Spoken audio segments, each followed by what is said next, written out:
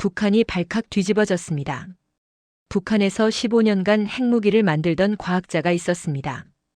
평양 최고층 아파트에 살며 특권을 누리던 그가 어느 날 일가족 7명을 데리고 목숨을 건 탈출을 감행했습니다. 그의 가방 속에는 북한이 가장 두려워하는 USB 한 개가 들어있었고 김정은은 직접 죽이든 잡든 무조건 찾아내라고 명령했습니다. 과연 그 USB에는 무엇이 담겨 있었고 핵과학자는 왜 모든 것을 버리고 탈북을 결심했을까요? 지금부터 그 이야기를 들려드리겠습니다. 이 영상이 도움이 되셨다면 구독과 좋아요 부탁드립니다. 그 모든 것은 이렇게 시작되었습니다. 제 이름은 김철수 가명입니다. 저는 북한에서 핵개발자로 살았던 사람입니다. 평양 대동강구역 문수거리 뉴스에서 보셨을 고층 아파트들이 즐비한 그곳에서 가족들과 함께 살았습니다. 아버지는 6.25 때 미군과 싸우다 돌아가셨습니다. 독립유공자 유가족 덕분에 저는 김일성 종합대학에 갈 수 있었고 모스크바까지 유학을 다녀왔습니다. 그 시절 우리나라도 유학 보내기 어려웠잖아요. 소련에서 핵물리학을 공부한 뒤 2020년부터 영변 핵시설, 우라늄 농축부서 고급 연구원으로 15년을 일했습니다. 매일 아침 6시면 집을 나섰습니다. 평양에서 영변까지 차로 2시간이 넘게 걸렸지만 나라를 지키는 일이라고 믿었으니 멀다고 생각하지 않았습니다. 연구실에서는 하얀 가운과 두꺼운 방호복을 입고 우라늄을 다뤘습니다. 우리 집안은 모범 가정이었습니다. 아내는 평양의과대학 병원 간호사였고 큰아들은 28의 김일성 종합대학 교수, 둘째는 인민군 장교, 막내딸은 물리학과 학생이었습니다. 78살 어머니는 늘 말씀하셨습니다. 우리 아들이 나라를 지키는 과학자라니 하늘에 계신 내 아버지도 얼마나 자랑스러워 하시겠니? 명절이면 온 가족이 모였습니다. 어머니가 손수 만드신 녹두지짐 냄새가 집 안가득 퍼졌습니다. 우리 할머니들 손맛이 다 그러셨듯이 말입니다. 구정이나 추석이면 애국 열사릉에 있는 아버지 묘소에 성묘를 갔습니다. 할아버지, 저희 잘 살고 있어요. 아이들의 목소리가 아직도 귓가에 맴돕니다. 솔직히 말씀드리면 저는 특권층이었습니다.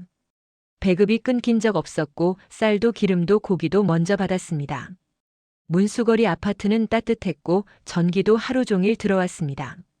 장마당에서 물건값이 오르고 지방에서 굶어 죽는다는 소문은 들었지만 그건 저 먼 곳 이야기였습니다. 2023년 어느 날 김정은 원수님께서 영변을 방문하셨습니다. 동무들의 헌신 덕분에 우리 공화국이 핵강국이 되었소. 저도 박수를 쳤습니다. 제가 만든 기술이 나라를 지킨다고 믿었으니까요. 그날 저녁 특별 배급으로 고기와 술이 나왔고 동료들과 조국을 위하여 를 외치며 건배했습니다. 하지만 그날 밤 잠자리에서 문득 생각이 들었습니다. 정말 우리가 만드는 무기가 나라를 지키는 걸까? 왜 핵무기를 만들면서 백성들은 굶주리는 걸까? 작은 의문이었습니다. 아주 작은 씨앗 같은 것이었습니다. 저는 그 생각을 머리 한구석에 밀어넣고 다시 잠들었습니다. 다음 날도 여느 때처럼 출근했습니다. 영변으로 향하는 차 창밖으로 대동강이 보였습니다. 어릴 적 아버지 손잡고 걷던 그 강가였습니다. 평양냉면 한 그릇이 그리웠습니다. 그때만 해도 저는 이 땅을 떠날 거라고는 상상도 못했습니다. 그저 평범한 하루였습니다. 아니, 평범하다고 믿었던 하루였습니다. 그 작은 의문은 곧 현실이 되었습니다. 2023년 가을, 제 인생을 완전히 바꿔놓은 사건이 일어났습니다. 평소처럼 영변 연구소에서 일하는데 갑자기 비상이 걸렸습니다. 모두 대피하십시오. 방송이 울려 퍼졌습니다. 연구소에서 3km 떨어진 마을 쪽에서 구급차 소리가 요란했습니다. 우라늄 농축시설에서 방사능이 새어나간 겁니다. 마을 주민 30명이 피폭되었습니다. 방사능은 눈에 보이지도 냄새도 나지 않습니다. 그냥 죽음이 공기처럼 퍼져나가는 겁니다. 저는 그날 밤 잠을 이룰 수 없었습니다. 제 손으로 만든 기술이 동족을 해치고 있었습니다. 6.25 때도 이렇지는 않았다고 들었습니다. 전쟁터에서는 적군과 싸우는 거지만 이건 아무 죄 없는 우리 백성을 죽이는 일이었습니다. 더 충격적인 건 그 다음이었습니다. 보름쯤 지나 당에서 지시가 내려왔습니다. 이번 사고는 철저히 은폐하라. 피폭된 주민들은 지방병원으로 보내졌고 제대로 된 치료도 받지 못했습니다. 10명은 한 달도 안 되어 세상을 떠났습니다. 의료진으로 파견 갔던 제 아내가 밤마다 악몽을 꿨습니다. 여보, 사람이 저렇게 죽어가는 걸 처음 봤어요. 우리가 뭘 하고 있는 건가요? 연구소 안에서는 모두가 침묵했습니다. 사고는 없었던 일이 되었고 죽은 사람들도 없었던 사람이 되었습니다. 그게 북한이었습니다. 진실은 묻히고 거짓만 살아남는 곳이었습니다. 그해 겨울 더 큰 충격이 왔습니다. 10년 넘게 함께 일했던 박동무가 갑자기 사라졌습니다. 반동 행위로 숙청되었다는 말만 들었습니다. 나중에 들으니 중국 친척에게 쌀을 좀 보내달라고 편지를 보냈다는 겁니다. 그게 외국과 내통이 되어 온 가족이 관리소로 끌려갔습니다. 10살, 7살 아이들까지요. 그날 저녁 집에 돌아와 밥상을 마주했지만 숟가락을 들 수 없었습니다. 아들, 왜 그러니? 어머니가 걱정스러운 얼굴로 물으셨습니다. 6.25 영웅의 아내셨던 어머니는 평생 나라를 믿고 사셨습니다. 그 믿음을 무너뜨릴 수 없었습니다. 하지만 제 마음속에서는 무언가가 무너지고 있었습니다. 저는 그때 처음으로 깨달았습니다. 이 나라는 백성을 위한 나라가 아니라는 것을, 과학도 기술도 핵무기도 결국은 김씨 일가를 지키기 위한 도구일 뿐이라는 것을, 우리는 모두 소모품일 뿐이라는 것을요. 그날 밤 아버지 생각을 했습니다. 6.25 전쟁터에서 목숨을 바쳐 지키려 했던 나라가 이런 나라였을까요? 아버지, 정말 이게 우리가 지켜야 할 조국입니까? 무덤 속 아버지께 묻고 싶었습니다. 하지만 대답은 없었습니다. 그날 이후 저는 달라졌습니다. 연구소에 출근하면서도 늘 마음 한구석이 무거웠습니다. 제 손으로 만드는 기술이 언젠가 또 누군가를 죽일 거라는 생각이 머리를 떠나지 않았습니다. 박동무 자리를 볼 때마다 내일은 내 차례가 아닐까 하는 두려움이 엄습했습니다. 이미 제 마음은 이 땅을 떠날 준비를 하고 있었습니다. 2024년 봄이 왔지만 제 마음속에는 봄이 오지 않았습니다. 연구소 분위기는 날로 험악해졌습니다. 김정은이 핵무력 강화를 강조하면서 우리에게 더 많은 걸 요구했습니다. 밤낮 없이 일했고 집에 들어가는 날이 일주일에 한두 번밖에 안 됐습니다. 그해 여름 저희 가족에게 첫 위기가 왔습니다. 둘째 아들이 군 복무 중 보위부에 불려갔습니다. 김동무 아들이 조사를 받고 있습니다. 내일 아침 보위부로 오시오. 전화를 끊는 순간 온몸에 식은땀이 흘렀습니다. 보위부는 한번 들어가면 살아나오기 어려운 곳입니다. 다음 날 신문실에서 담당자가 말했습니다. 김동무 아들이 중국 친구에게 편지를 보냈는데 부대 위치가 적혀 있었습니다. 단순히 강원도 부대에서 복무 중이라고 쓴 게 전부였지만 북한에서는 그것도 기밀 유출이 됐습니다. 저는 무릎을 꿇었습니다. 제발 한 번만 봐주십시오. 핵과학자였던 제가, 특권층이었던 제가 그렇게 애원했습니다. 김동무가 나라에 기여한 공로를 봐서 이번은 넘어가겠습니다. 하지만 다음은 없습니다. 겨우 아들을 구했지만 우리 가족 전체가 요주의 대상이 됐습니다. 그해 가을 상황은 더 악화됐습니다. 평양 전역에 식량난이 심해졌습니다. 특권층인 저희도 배급이 줄어들었습니다. 하루 한 끼도 힘든 날들이 생겼습니다. 78살 어머니는 너희들 먹어라며 끼니를 거르셨습니다. 어머니 손등에 핏줄이 튀어나오고 뺨이 쑥 들어가는 걸 보며 가슴이 찢어졌습니다. 약 한 알 구하기도 하늘의 별 따기였습니다. 어머니가 관절염으로 고생하셨지만 진통제도 구할 수 없었습니다. 달러 있으면 구할 수 있습니다라는 말만 들었습니다. 밤마다 어머니의 신음소리를 들으며 잠을 이루지 못했습니다. 겨울이 왔습니다. 평양의 겨울은 춥습니다. 손발이 얼어 터지는 겨울입니다. 전기가 자주 끊기고 석탄도 구하기 어려워졌습니다. 온 가족이 한 방에 모여 이불을 덮고 떨었습니다. 그래도 이웃들이 몰래 감자와 나물을 나눠주곤 했습니다. 이렇게 선한 사람들이 사는 나라인데 왜 이렇게 살아야 합니까? 12월 어느 날 퇴근길에 평양역 근처에서 10살쯤 되어 보이는 여자아이가 쓰러져 있었습니다. 뼈만 앙상했습니다. 아저씨, 배고파요. 저는 주머니에 있던 옥수수빵 한 조각을 줬습니다. 아이는 눈물을 흘렸습니다. 저는 그 자리에 서서 한참을 울었습니다. 이게 핵강국이라는 나라의 모습입니까? 그날 밤 온 가족을 불러 모았습니다. 오랫동안 침묵하다 입을 열었습니다. 우리 이대로는 살 수 없습니다. 아내가 제 손을 꼭 잡았습니다. 아버지, 무슨 말씀이세요? 저는 천천히 말했습니다. 우리 여기를 떠나야 합니다. 방 안이 조용해졌습니다. 너무 조용해서 서로의 숨소리가 들렸습니다. 저는 그 침묵 속에서 결심을 굳혔습니다.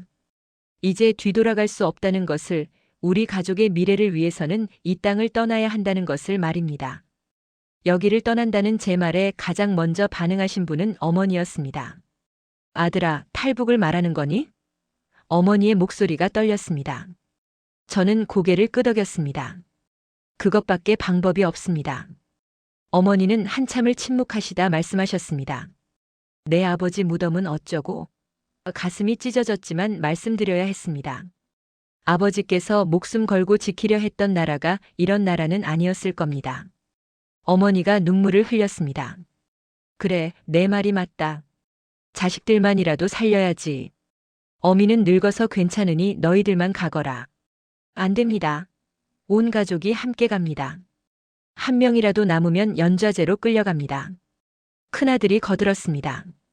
할머니, 저희와 함께 가셔야 합니다. 그날 밤 7명이 모여 진지한 회의를 했습니다. 잡히면 우리 모두 총살당할 겁니다. 그래도 가시겠습니까? 모두가 고개를 끄덕였습니다. 78살 어머니까지도요. 2025년 초부터 치밀하게 준비했습니다. 가장 먼저 핵 기밀 자료를 USB에 복사했습니다.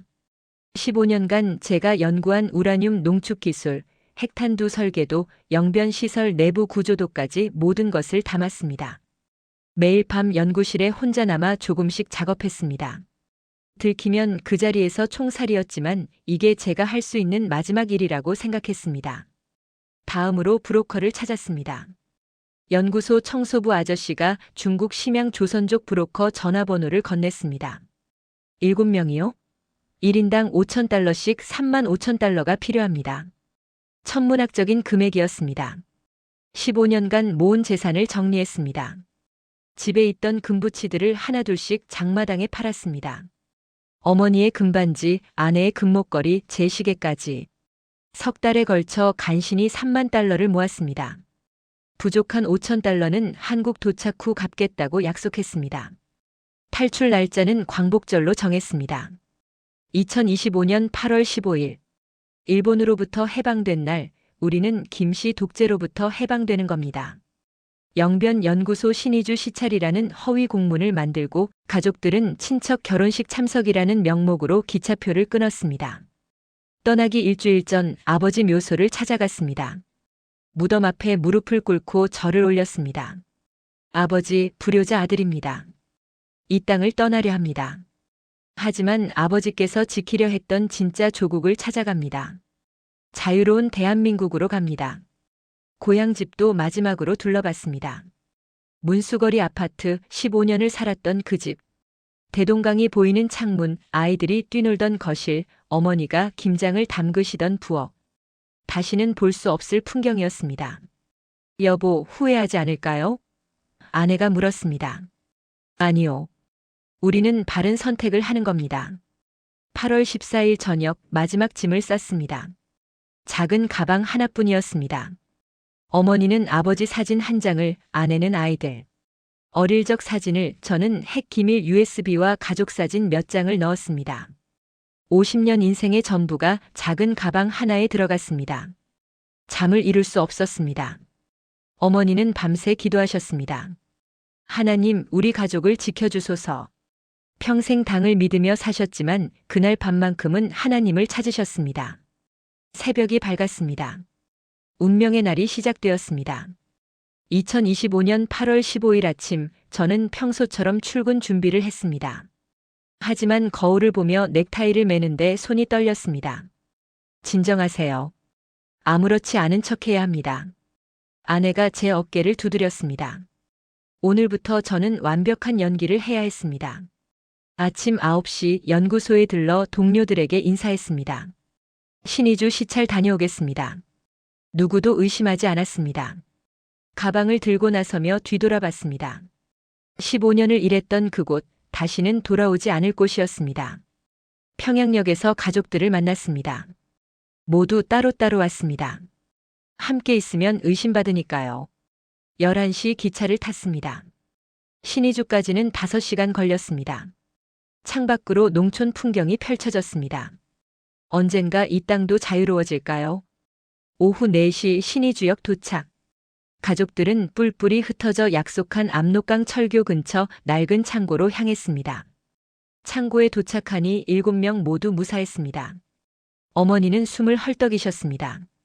어머니, 조금만 참으세요. 괜찮다, 아들아.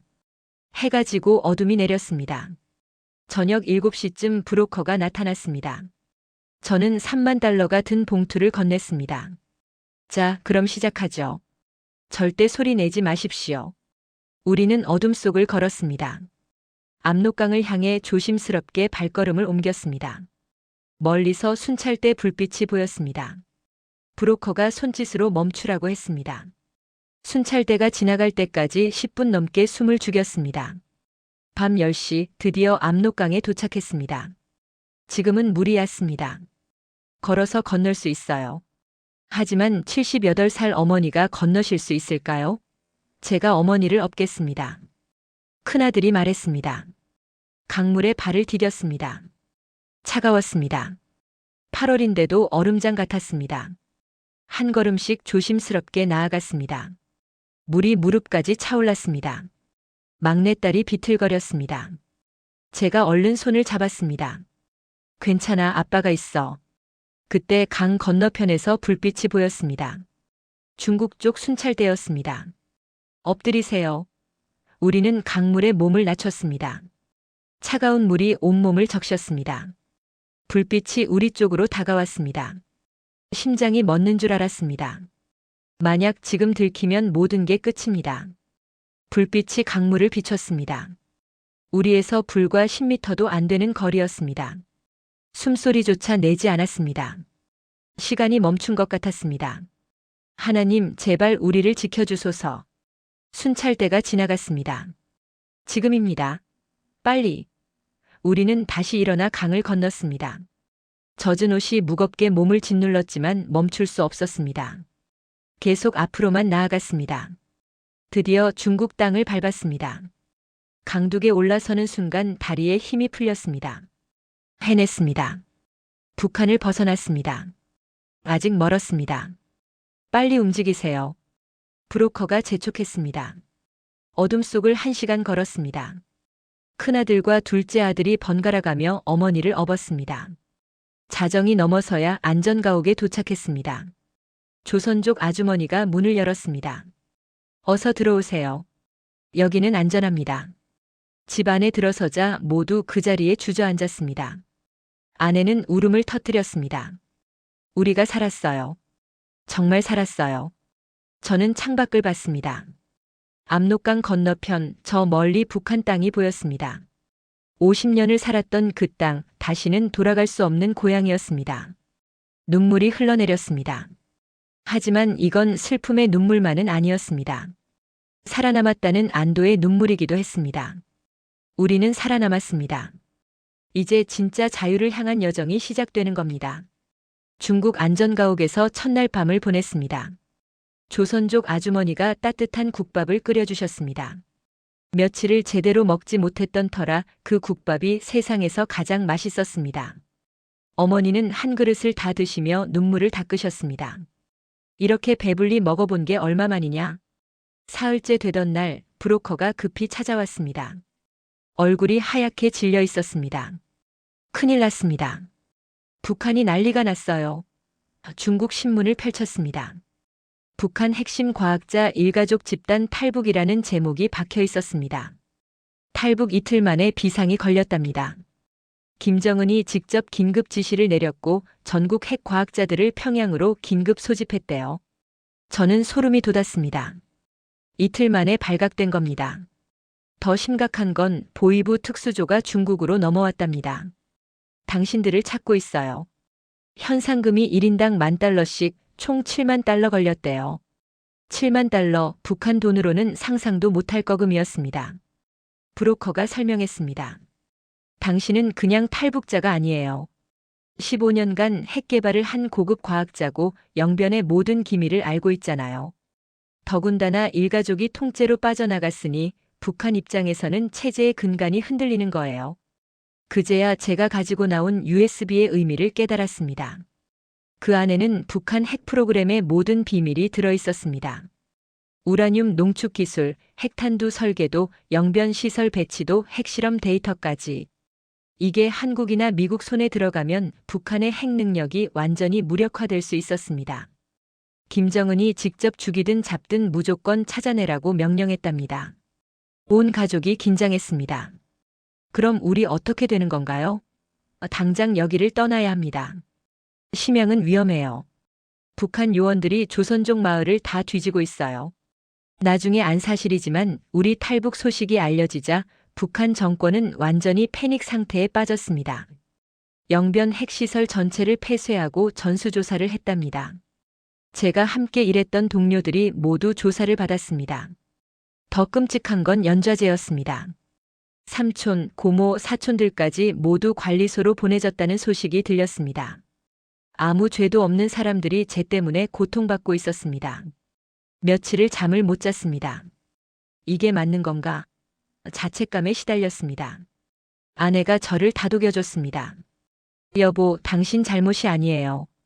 연좌제라는 야만적인 제도가 문제예요. 우리가 거기 남아 있었어도 언젠가는 같은 일이 벌어졌을 거예요. 8월 20일 북한 조선중앙통신이 우리에 대한 공개 성토를 했습니다. 조국을 배신한 과학자 역적 무리라고 했습니다. 우리 가족 전원에 대한 사형 선고가 내려졌습니다. 궁석 재판이었습니다. 한 달 넘게 안전가옥을 전전했습니다. 심양에서 단동으로, 단동에서 다롄으로, 다롄에서 베이징으로 계속 남쪽으로 내려갔습니다. 조선족 분들이 많이 도와주셨습니다. 같은 핏줄 아니냐? 우리가 안 도우면 누가 돕겠냐?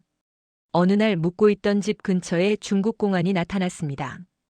북한 요원들과 함께였습니다. 황급히 뒷문으로 도망쳤습니다. 겨우 10분 차이로 빠져나왔습니다.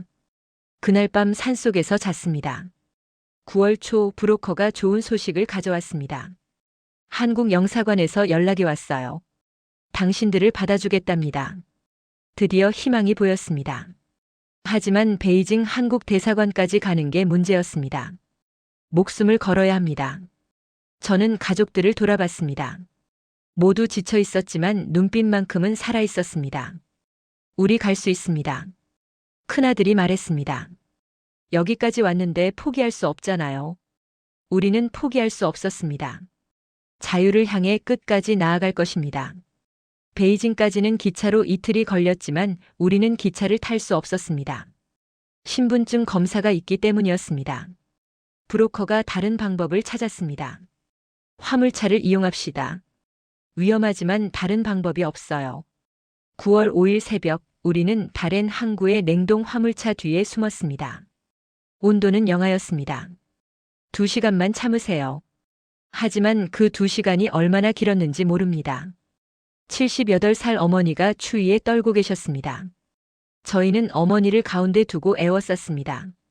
온 가족이 서로를 끌어안고 체온을 나눴습니다. 4시간이 지나 차가 멈췄습니다. 문이 열렸습니다. 중국 공안이었습니다. 나와. 끝났다고 생각했습니다. 하지만 브로커가 나타나 공안에게 돈 뭉치를 건넸습니다. 공안들이 돈을 세더니 고개를 끄덕였습니다.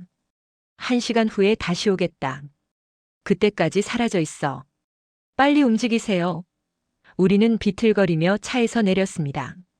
다리에 감각이 없었습니다. 어머니는 거의 의식을 잃으신 상태였습니다. 1시간을 걸어 작은 여관에 도착했습니다. 다음 날 저녁 브로커가 왔습니다. 지금부터 가장 위험한 순간입니다. 7벌의 중국 옷을 가져왔습니다. 중국 사람처럼 보여야 해요. 어머니는 차마 옷을 벗지 못하셨습니다. 이게 북에서 가지고 온 마지막 옷인데. 밤 9시 택시를 탔습니다. 한국 대사관까지 가주세요. 검문소를 피해서요. 베이징 거리는 불빛으로 환했습니다. 평양과는 비교도 안 되게 밝았습니다. 대사관이 가까워졌습니다. 하지만 대사관 앞에는 중국 공안들과 북한 요원으로 보이는 사람들이 지키고 있었습니다. 어떻게 하죠? 한 번에 뛰어들어가는 수밖에 없어요. 제가 신호하면 뛰세요. 택시가 대사관 100m 전에 멈췄습니다. 여기서 내리세요. 브로커가 먼저 가서 공안들을 유인했습니다. 뭔가 시비를 거는 것 같았습니다. 지금입니다. 저는 가족들에게 소리쳤습니다. 뛰어요. 7명이 한꺼번에 뛰기 시작했습니다. 대사관을 향해 전력 질주했습니다. 멈춰. 뒤에서 소리가 들렸습니다. 하지만 멈출 수 없었습니다. 어머니는 두 아들이 양쪽에서 부축하며 함께 뛰었습니다. 50m, 30m, 10m. 대사관 정문이 보였습니다. 거기서 공안들이 뒤쫓아왔습니다. 대사관 문을 두드렸습니다. 도와주세요. 한국 사람입니다. 제가 한국말로 외쳤습니다. 문이 열렸습니다. 한국 영사관 직원이 나타났습니다. 빨리 들어오세요. 우리는 문 안으로 뛰어들었습니다. 공안들이 달려왔지만 이미 늦었습니다. 우리는 한국 영토 안에 있었습니다. 문이 닫혔습니다. 공안들이 밖에서 소리쳤지만 한국 직원들은 흔들리지 않았습니다. 여기는 대한민국 영토입니다. 물러가십시오. 저는 그 자리에 무릎을 꿇었습니다. 온 가족이 바닥에 주저앉았습니다. 해냈습니다. 정말 해냈습니다. 어머니가 눈물을 흘리셨습니다. 고생 끝이다 얘들아. 이제 살았다. 한국 영사관 직원이 물과 담요를 가져왔습니다. 고생 많으셨습니다. 이제 안전합니다. 며칠 여기서 쉬시면 곧 한국으로 보내드리겠습니다. 온 가족이 서로를 끌어안고 울었습니다. 그날 밤 저는 오랜만에 편히 잠들었습니다. 꿈속에서 아버지를 봤습니다. 아버지가 웃고 계셨습니다. 잘했다, 아들아. 내가 찾은 게 진짜 자유다. 일주일 후 우리는 인천행 비행기를 탔습니다. 2시간 후 인천국제공항에 착륙했습니다. 대한민국 자유의 나라, 우리가 그토록 꿈꾸던 땅이었습니다. 우리는 해냈습니다. 드디어 자유를 찾았습니다. 처음 한국 땅을 밟았을 때 저는 꿈을 꾸는 것 같았습니다. 2025년 9월 12일 인천공항에 내린 그 순간을 평생 잊지 못할 겁니다. 공항 안은 사람들로 붐볐습니다. 모두 자유롭게 웃고 떠들었습니다. 북한에서는 상상도 못할 풍경이었습니다. 서울로 가는 길 창밖 풍경에 입이 떡 벌어졌습니다. 높은 건물들, 깨끗한 도로, 쉴 새 없이 달리는 자동차들. 여기가 정말 우리나라 맞나요? 막내딸이 물었습니다. 응, 같은 민족이 사는 나라야. 가슴이 먹먹했습니다. 하나원에서 3개월 동안 적응 교육을 받았습니다. 처음에는 모든 게 낯설었습니다. 말투가 달랐습니다. 동무가 아니라 시였습니다. 음식 맛도 달랐습니다. 처음 24시간 편의점에 갔을 때는 충격이었습니다. 밤 12시에도 물건을 살 수 있다니요. 마트에 물건이 넘쳐나는 걸 보고 눈물이 났습니다. 이게 진짜 자유구나. 인터넷으로 북한 소식을 찾아봤습니다. 우리 가족 탈북 사건이 큰 뉴스였습니다. 북한 핵심 과학자 집단 탈북, 북한 당국 발칵. 북한은 아직도 우리를 찾고 있었습니다. 하지만 우리는 이미 안전한 곳에 있었습니다. 국정원에서 6개월 동안 조사를 받았습니다. 제가 가지고 온 USB를 넘겼습니다. 이게 북한 핵 프로그램의 전부입니다. 담당자들이 놀라워했습니다. 정말 귀중한 자료입니다. 저는 영변의 구조, 핵 과학자들 명단, 우라늄 농축 과정을 낱낱이 설명했습니다. 이 정보가 평화에 도움이 되길 바랍니다. 하나원을 수료하고 서울에 집을 얻었습니다. 작은 아파트였지만 우리 가족에게는 궁전 같았습니다. 보일러를 켜면 방이 따뜻해졌습니다. 수도꼭지를 틀면 뜨거운 물이 나왔습니다. 냉장고에는 음식이 가득했습니다. 어머니가 말씀하셨습니다. 이게 천국이구나. 내가 죽기 전에 이런 곳에서 살게 되다니. 큰아들은 대학 연구원 자리를 얻었습니다. 둘째는 대학에 다시 들어가 안보학을 공부하겠다고 했습니다. 막내딸은 고등학교에 편입했습니다. 처음에는 말투 때문에 놀림을 받았지만 지금은 친구들도 많이 사귀었습니다. 저는 정부기관에서 북한 핵 문제 전문가로 일하고 있습니다. 국제회의에도 참석해서 증언합니다. 북한 핵은 주민을 지키는 게 아닙니다. 독재 정권을 지키는 도구일 뿐입니다. 그래도 가끔은 북에 둔 것들이 보고 싶습니다.